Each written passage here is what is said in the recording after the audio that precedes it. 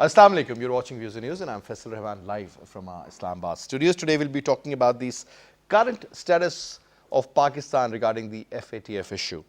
Though the United States of America has hailed the progress of Pakistan on this particular matter, Pakistan has done whatever they could have done till this month now. There was this meeting in China. Obviously that was co-chaired by the Indians also, but still the overall report was pretty positive about the Pakistani progress. Now let's see what happens in February. Now that is going to be proper official meeting where Pakistan has to provide the basic information regarding the improvements, the check and balances, the kind of arrangements they have made to look after the FATF issues. There were around 27 areas where they wanted Pakistan to work more. And again, talking about this very important issue. Now, the State Bank's governor, Mr. Raza Bakir Saab, yesterday in fact was talking to media, and he did talk at length about the overall progress made on this issue, and he seemed pretty optimistic and he was pretty positive that Pakistan most likely is going to get out of this, but still a lot more needs to be done. Secondly, he did talk about the overall economic situation in Pakistan. He said that the interest rate is going to be kept at 13.25%.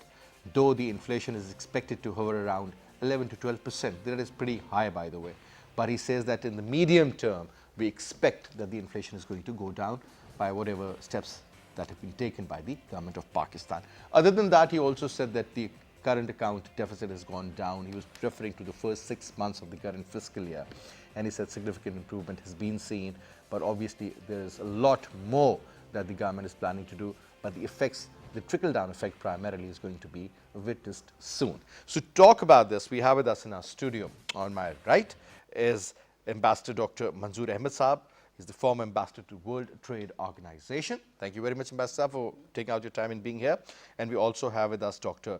Waqar Ahmed Saab. He's the Joint Executive Director of SDPI. Thank you very much, Dr. Saab. And shortly we'll be joined in by Mohammed Ahmed Saab, who's the President of Islamabad Chamber of Commerce and Industry. And we'll also talk to Dr. Waqar Masood Khan Saab, the former Secretary of Finance of Pakistan, over the telephone line. Ambassador, you must have heard about the ongoing efforts made by the Pakistani government, by the State Bank, by the SECP, by Ministry of Finance, whether you talk about Ministry of Interior. I mean, there's so many other institutions, all these security agencies, the intelligence agencies, they are working together. Primarily, it's not a one institution's work. You have to work collectively and you need to be pretty close when it comes to the basic decision making. It seems that the last 6 months were very important for the Pakistani government, sir, but they have taken some very significant decisions and they have been able to satisfy the Americans and the other members of this FATF, sir, especially recently in China.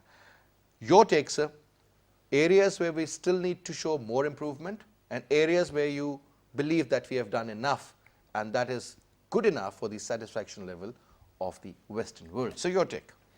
Thank you, Faisal. I endorse what you said and completely agree with you. You know, last time when they reviewed Pakistan, and we were very, here in Pakistan, very gung-ho. We have done so much and we've done. Actually, they said, okay, you're okay on 5 points.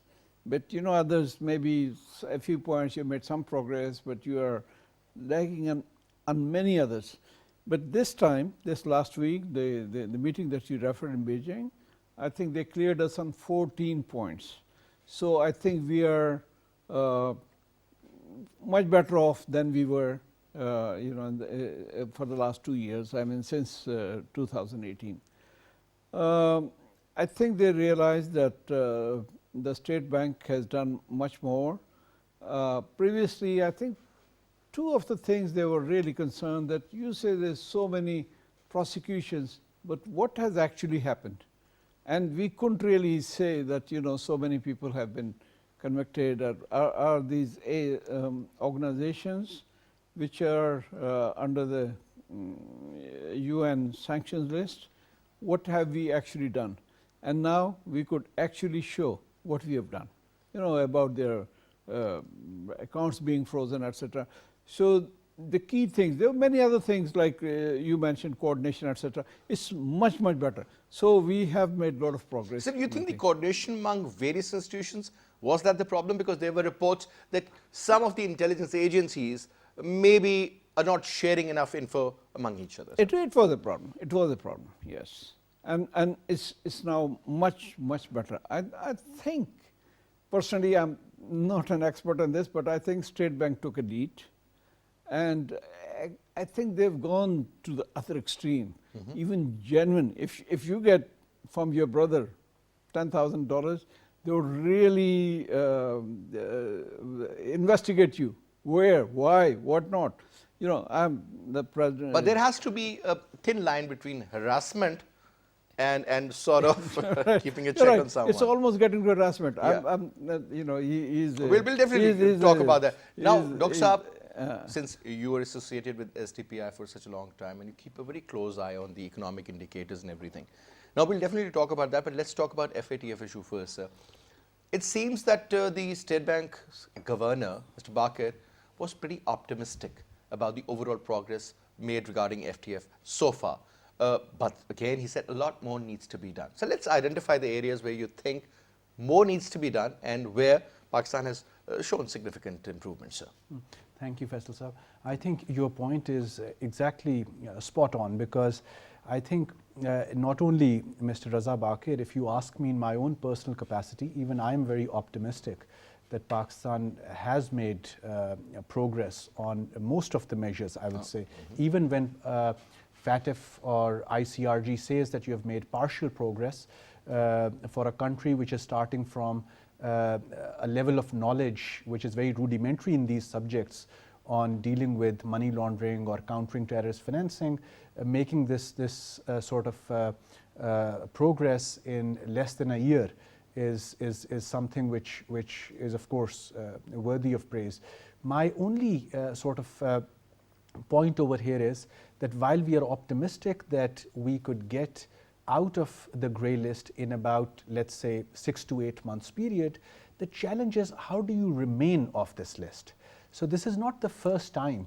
Constant work, sir. Yes, yes, indeed. So this is not the first time that you have this challenge. You came out of the grey list in 2012. You really need to go back to the drawing board, that what are those factors that recurrently bring you back to this grey list? And this is. But don't you think that things have really changed? If I'm not wrong, this FATF issue started, or rather this organization, let me call this an organization, it was right after the Soviet invasion, right, sir? Post-Soviet invasion. 89. Post-Soviet invasion. Yes. So that was the time, I mean, prior to that, I remember, if you watch this movie, Charlie Wilson's Ward, look at the way the money was coming in.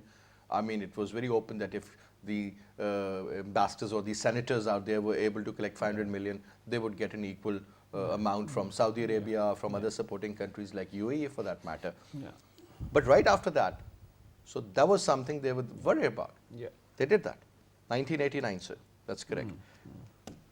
So obviously things changed after that. Yeah. And when you talk about 2012, sir, and you're talking about 2020, during in fact, these 2015. Sorry. Yes. I think it Yes. was, they're still there. Yes, yes, 2015 of they were course. taken out of. Yes, Yeah. yes. They entered into That- 2012. No, Right. no, they were in 2008, they were on the grey list. They've come out twice. Yes. No, they came out in 2015.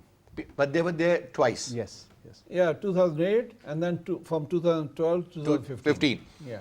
Now, sir, the actions taken at that time, obviously we have made this national action plan, sir, and most of these 20 points, I mean, are indirectly or maybe in most cases directly related to what the FATF is asking you. Where seems to be the conflict, Dr. Saab? Yes. I mean, So I think two issues here.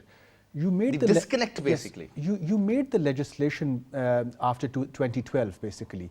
The first money laundering, the serious money laundering, anti-money laundering legislation that you passed in your parliament was in 2012. The issue lies in the implementation, that FATF says that while the law was there, the rules governing the law were sort of late in coming by. And then number two, Faisal Saab, that those institutions which were responsible to implement the law, they lacked the capacity. Right. That was the second thing. Within the capacity, another subset which they identified was, which has actually taken us a year to sort of confess that yes, the capacity isn't there, was the time lag, which really took us, which sort of we took to just identify that what are those areas in which capacity is missing. So if there are 6 or 7 institutions which have to work together in FMU, the Financial Monitoring Unit, which includes the State Bank, SECP, FIA, FBR. Now, within these 6 or 7 units, where is it that the capacity for, let's say, forensic audit was missing?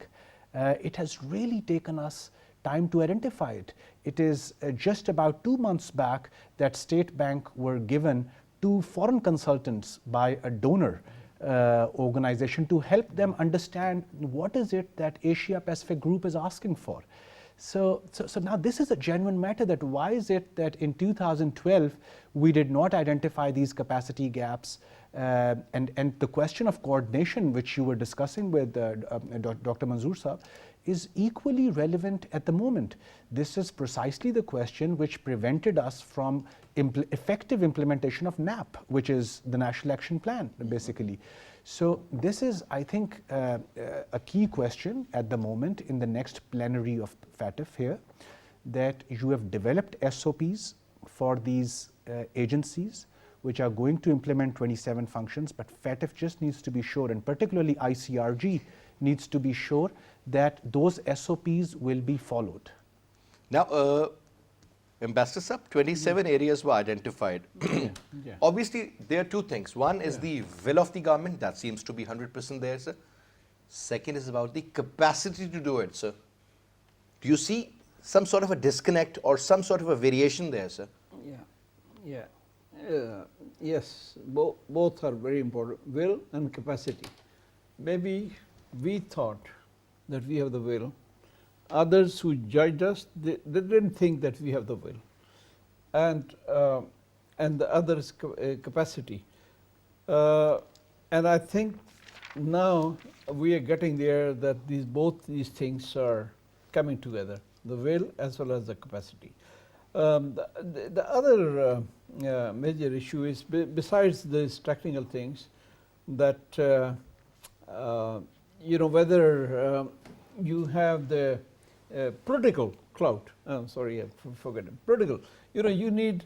I mean, these countries vote, and you need 3 votes to stay out of blacklist, and you need 12 votes in our own Asia Pacific group, 12 votes to get out of this thing. So I think previously it was only in Malaysia and China and Turkey supporting Which Pakistan. other countries can support Pakistan, sir? No, now. The Gulf countries? Now it's Central Asian? It's US is also coming around. Many European countries have indicated that Pakistan made good progress. Even Japan has made. So there are at least 7, 8 countries who have come forward in support of Pakistan. But do you So think we will need be some- able to hit the magic number of 12? I think we might be able to, because if it's a domino effect. If if UK, Japan, this countries are convinced, then the other countries fall in line.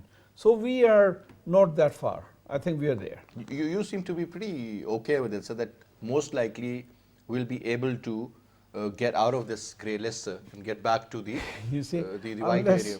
you know, previously, last time, I think we had a meeting here and you know, similar A lot of question. people still believe, sir, that we might stay in the grey list for another 6 months. 6 months. You see, it's and a- maybe after that, if the progress Yeah, is it's- significant, it's- then we can always. It's a touch and go. I mean, you know, unless this meeting has been held in February, unless we get, but besides what Dr. Vakar was saying, the technical things that we have tried to cover, now we have also to make a political or a diplomatic initiative so that we get at least, we try to get at least 15, 16. So even if 3 or 4 fall through, we should have. But if you read the Indian press, I think they're worried that Pakistan has been able to get the number.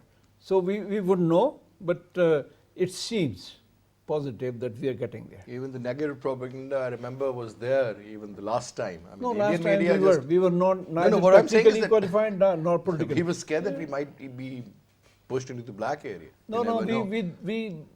we had difficulty getting 3 even then. Yeah. You know, now at least the US, because of Afghanistan or whatever, US is coming around, and There's a lot of also development. we have made good progress on on these technical points. Another area, sir, that was about looking after the affairs of the madrasa system. Education, their funding, and so many other issues. Now, Saudi Arabia has also said that they will not be funding any mosques for that matter. I still remember in Pakistan you will have most of these mosques on the name of the companions of the Prophet, right?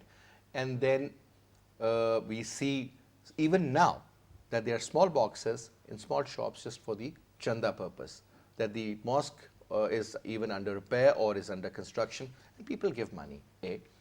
Secondly, when you talk about the use of loudspeaker for that matter, or inciting violence in one way or the other, let's put it this way, especially during the Friday sermons, we initially heard that so many people or clerics were picked up by the police, cases were registered, but we do not know how many were practically convicted. Now that is something very important, and especially when you talk about KP and Balochistan, where you will find this level of extremism slightly higher as compared to the rest of Pakistan. Hardly these cases were registered in single digits, sir. That is something of prime concern, because this is how we look at it, but when you look at the Western approach, that's totally different. I think I not only agree with you, Faisal Saab, here, and I also feel that the sticking point now is not the anti-money laundering side, it's the CFT side, which is linked with the madrasa as well as financing of such organizations. And I think this goes back to your earlier point, which you were discussing with Dr. Manzoor Saab, which is around the willingness and ability question, you know. And I believe that this is where the role of provincial governments come in. Mm-hmm. Are the provincial governments really aware about what functions they have to perform in compliance, in ensuring compliance with what FATF is asking? So while we have constituted focal offices for FATF in all the provinces now, but there's a huge capacity gap that one really needs to address at the provincial level. Because it is they who are going to go after such organizations, it is they who are going to monitor such organizations, even if there are non-governmental organizations, not just madrasas, other non-governmental organizations who are operating in this space, who needs regular monitoring. You need capacity of the provincial governments to do this. Then the oversight role has to be played by federal and provincial parliamentarians. Do our parliamentarians and the relevant standing committee, which has to play that oversight role on the civil service, which is responsible to implement these issues, do those parliamentarians really understand this function? Will the standing committees be able to hold them accountable? That is where the problem seems to be. Yes. But now, Dr. Saab, another important point. Like we have NDMA at the central level, and then you have PDMAs, and then you have another subsection of that, that is your DDMA, district level, right, sir? Even if you go further down, you should do also at the Tehsil level, right, sir? the way they plan it out. So don't you think this also needs to be done? I mean, we need to have certain subsections also that, okay, for example, if you're because provincial level and you're talking about a cleric in Chuck so and some tehsil, sir, and if he is an aggressive guy or he's an extremist, how would somebody check him? And secondly, the power of the mullah with the beard, who's the muezzin of the mosque, sir, is a very powerful individual in any village, sir, according to our norms, according to our culture, according to our religious traditions. So that person, don't you think, sir, it could be possible, for example, that one sermon the government should issue, and that should be mandatory for that week, sir. Should be given to all over Pakistan. Or maybe, you just can keep a track that you need to follow this. I'm not saying that it should be totally, praising, regarding the praise of Imran Khan or something. No, sir. It has to have the exact content which Quran tells us. Yeah. Well, many Islamic countries have this. The federal government. Saudi Arabia. Saudi Arabia, First example. Tunisia, many other countries have this. But I don't think FATF is asking you to go that far. What they are saying is that So when they say that you have to take measures to curb extremism, now don't you think this is important? No, it is. But they have identified a few organizations. They have listed, United Nations have blacklisted those. They say at least you have to take care of these. Where is the funding coming? Why are they allowed to raise so many funds? And when we say, no, we have done this, and then they come up, okay, how do you, they Indians and others, they find out, they say, oh, there's so much money lying there to count. So at least those which have been, proscribed by the United Nations, we have to take care of those. Maybe, okay, eventually go there, that would be ideal situation. But at least on the bigger issue of those organizations which they have been proscribed, we have to take care of them, that they are not openly raising money or propagating things. Now, Dr. Vakar, I'm just going to give you the example of Jamaat al-Dawa for that matter, sir, or Fly Insaniyat Foundation, FIF, or whatever you may call it earlier. Now, Hafiz Saab is under the custody, sir, as we all know.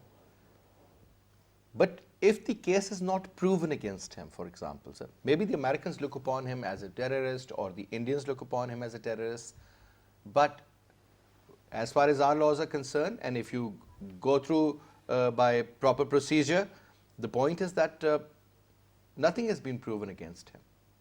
And whatever work he's doing is primarily something related to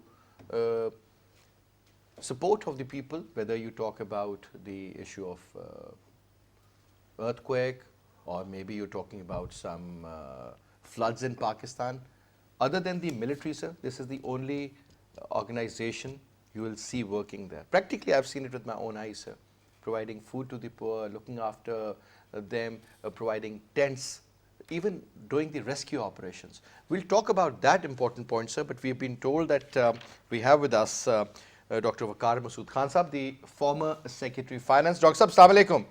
Walaikum salam. Dr. Sahab, thank you so much for taking out your time, sir. First of all, Dr. Sahab, your take, keeping your experience in mind, sir, we would like to ask you about this FATF issue, sir. Do you think Pakistan has done enough, or Pakistan has lobbied good enough, and they'll be able to either stay or get out of this grey list, sir? How do you see this? Sir, inshallah ta'ala, I'm very hopeful. We have done an outstanding job. We have done something that we never thought we will do. And we did it because we thought that despite politics, this is in our best interest. We are a responsible nation. We are a constitutional democracy. And we have no agenda to support illegal activities, particularly relating to international laws and international trade and transactions, financial system. So the work that we have done, I am sure that it has received fairly good comments, both from FATF, although that's not official, but by the FATF presidency, China, who have lauded the efforts that we have undertaken. And look, I mean, I cannot predict in my judgment, Pakistan should not have gone into the grey list. But granted this thing, we should be out of it. And if not out of it, then perhaps another 6 months or so. And that again would be a long shot if somebody insists that we should remain in the grey list. Dr. Masood, since we did ask this question to our panelists also, but in your opinion, sir, where do you think Pakistan has still got some weaknesses regarding FATF implementation? And what are the areas of strength where you believe that we have done enough? Sir, let's first take about we had we handed down 46 or 48 points agenda, and that was very unfair. Okay, but look, you are weak, and international politics was kind of stacked against you. So you did something which, under the circumstances, was the most pragmatic thing to do. All stakeholders in the country, they got together and they relentlessly accomplished an agenda which prior to Feb 2018 was not in place. Okay? Now, what still could be an argument where people may say that some more time is needed is the enforcement. And enforcement, specifically, they ask how many cases you have registered and how many convictions you have obtained from the courts of law. But I tell you, on that yardstick, I mean, it is a discriminatory forum. I would ask how much is the conviction rate in India. Mr. Jaitley, late Mr. Jaitley, gave the answer to a question on the floor of Lok Sabha, and saying one or two convictions had taken place. At best, we have lot more to show, and we are a much smaller country than India. But anyway, I mean, that apart, I mean, the enforcement is not a one-time activity. It is a continuous activity. We can remain engaged, and we can continue to share information, and we can provide all the necessary information to give people confidence. The FATF, the forum, and APG that the enforcement is adequate, and that even conviction rates, etc., are increasing. All right, Dr. Saab, thank you very much for your comments, sir. Now, let's talk about the other side of the economy, sir. Since the Governor Saab also mentioned about keeping this interest rate at 13.25%, sir. And there was this question put to him regarding this, that is it going to really help curbing the inflation? And he said that, well, you know, we are looking at the supply side now. Don't you think, sir, we should have done it much earlier, the supply, if that was the real issue? Or do you think that just by raising a certain bar, as far as your interest rate is concerned, you are blocking your own economic growth at the same time, sir? Who's going to take interest under these given circumstances at this rate, sir? Well, my view is slightly different from what the one thing, but we would like to hear that out, sir. No, he has a better overall picture. But personally, I feel that with interest rate like this, 13%, and in the region, nobody is more than 6, 7. You know, 4, 5, 6, 7. We have the lowest growth rate also. Growth rate is the lowest in the region also. And the highest interest rate, highest inflation also. Yeah, the two go together. So I feel that, you know, this, maybe they didn't do it this time, but maybe they need to do it. You know, otherwise, you know, otherwise we would have, for the next 2-3 years, this government tenure, we would not be even reaching 3 or 4%, and that's really low in terms of the region. You know, if you compare us with the big economies, with mature economies, for them even 2% is big. Like Italy, for that matter, or Germany, yeah? No, for them, okay. Even 1.2% growth is a lot of growth. We are comparing ourselves with, say, Bangladesh, 8%, and here we are 2.5%. Or India, despite their big fall. And interestingly, you talked about 8% overall growth rate, sir, but to just talk about their textile, which is the largest, second largest in the world after China. constant growth, sir, in double digits. Now, on year basis, 16% is expected this year, sir. Yeah, that's what is That is going creating to 8% for them.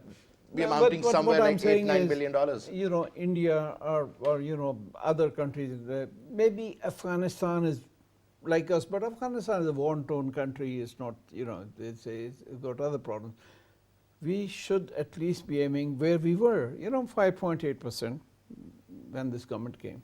So we should not be content with achieving 2.4, 3%. You know, we have to go beyond that. Ambassador Saab, recently it was also mentioned that primarily because of the slow growth in the agricultural side. I mean, they're not actually expecting any growth. I mean, you talk about the per acre yield for that matter, or the overall system, the support system for the farmers. There are a lot of issues. Now they said, oh, we are, because just to look after the wheat prices or the sugar prices, we're establishing these huge places, you know, where they can, like storage facility primarily. This is what they're saying. So this is 2020, and where we living, sir?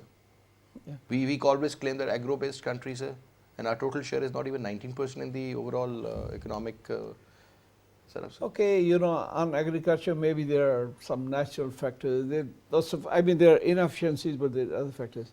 But on the industrial side, where we have been shrinking for the last, you know, 2-3 years, that's really bad. On large-scale manufacturing, which accounts for 80% of the, you know, manufacturing, I think 6% down, and every quarter we are coming down for the last 5 quarters. And we shouldn't blame, I mean, look at, because sir, somebody is capturing your market share.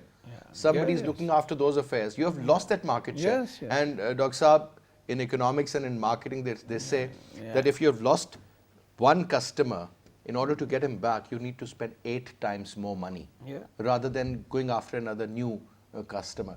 So primarily, sir, most of your market share is either been captured by Bangladesh, Sri Lanka, obviously China, you talk about India, you talk about Turkey, you talk about Guatemala for that matter, you talk about Vietnam. I mean, they are producing the best products now.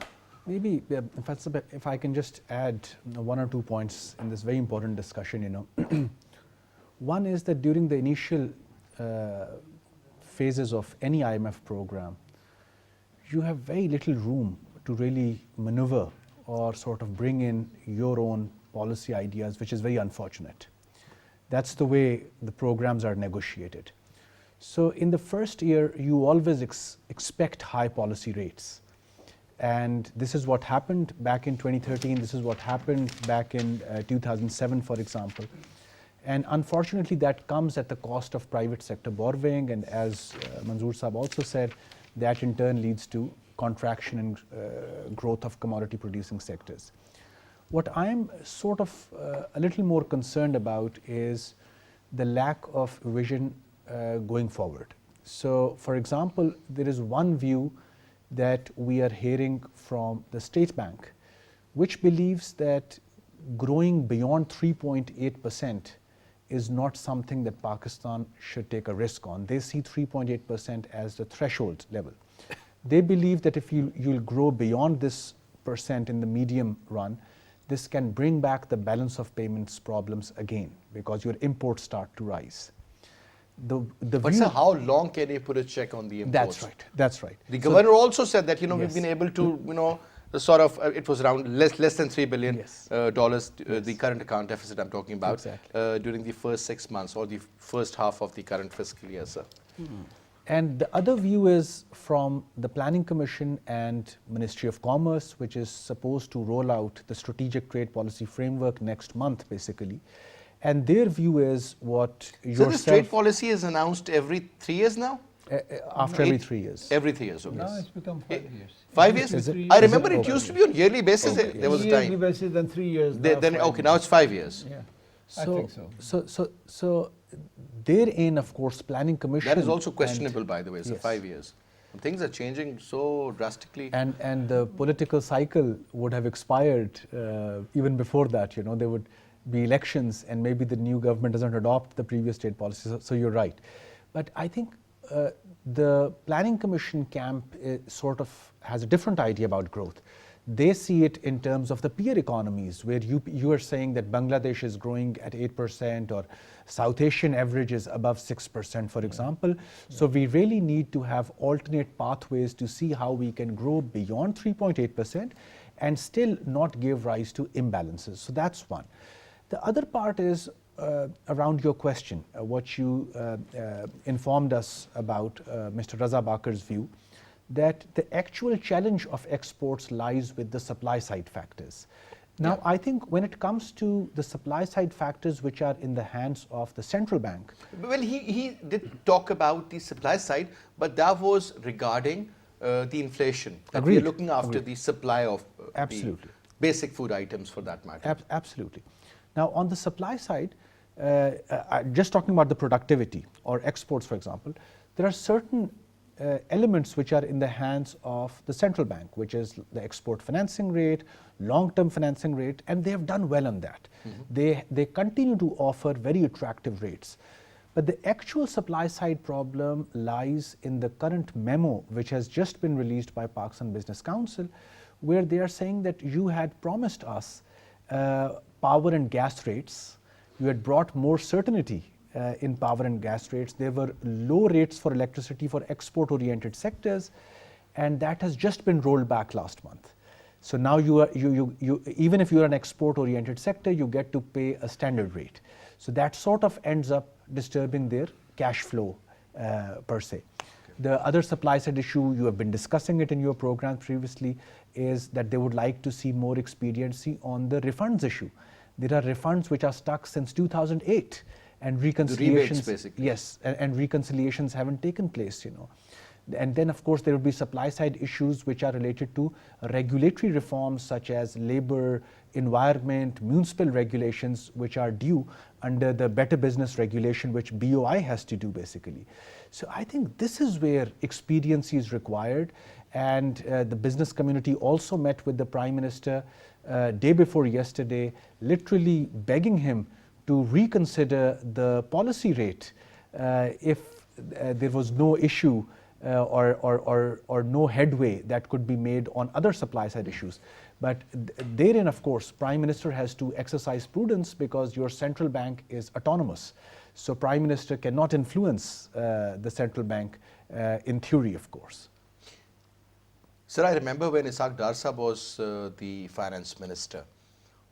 He was the man who was practically in charge of all the financial institutions, whether you talk about the SCCP, you talk about the State Bank of Pakistan, you talk about these, you name it, and he was the man in charge. And you know, he was the head of so many bodies, I mean, that it was humanly impossible to be a part of all those and attend them.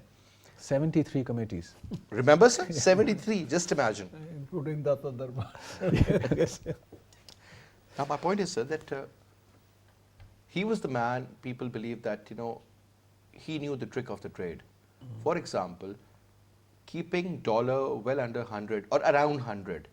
I still remember when it was hovering around 103, came back to 99. The idea was that with the consultation of Miftah Saab and obviously this governor of State Bank of Pakistan, they had released around $3 billion within a span of 6 months so that they could stabilize dollar. $3 billion versus the kind of hit you got, because the dollars went up to 150, 155 from almost 100, sir, within no time frame practically, sir. It just went up like this. Do you think, sir, little tricks are okay to perform, sir, if they can keep that sort of check? Because, Dr. Saab, this is something which I was thinking. Maybe it is a relevant question or irrelevant, because this is being done all over the world, sir, in every single institution. Yeah, you know, sometimes we go from one extreme to the other extreme. Okay, you know, we had this dollar fixed, 106, maybe they because should we were witnessing one extreme, sir. Now we are witnessing another. And then, why should people the suffer? whole, our, you know, economists and everybody said this is too much, and then suddenly the floodgates open, and then we went to the other extreme. Now we have inflation and we have all sorts of problems, and suddenly people don't, because within 1 year, you see, one big reason why these prices have gone so high is because of devaluation. So maybe we could have slightly adjusted, slightly adjusted. But Do you believe, sir, the dollar or the rupee basically, this is an absolute open market phenomenon at the moment, sir? no, Or the market factors are playing it's the role? nowhere. Even big economies like China or others, they keep buying and selling. They keep, maybe Dr. Bakar would know it better because he's an economist, but they all do play a little bit of tricks. But, we should not really completely be on mercy and we just open up like this. Then it brings lots Shouldn't of become a other magician to show so many tricks. Last Yeah. comments from you, just a Doctor. final comment. I think, and we used to call it Daronomics. Mr. Dars. The growth which was created, it was debt induced. There was an import burden which was created. If my country couldn't afford the luxury of German vehicles, why were they sort of allowed to enter? Why was that policy continued?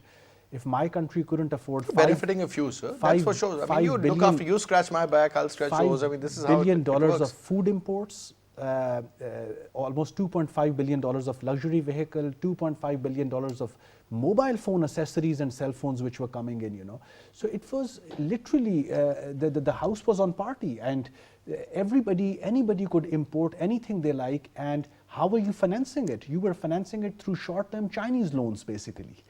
And it was writers which picked up back in 2016 that in the January of 2016, technically speaking, Pakistan should have gone to IMF basically because you didn't had money to pay to that, pay for those imports, luxury imports.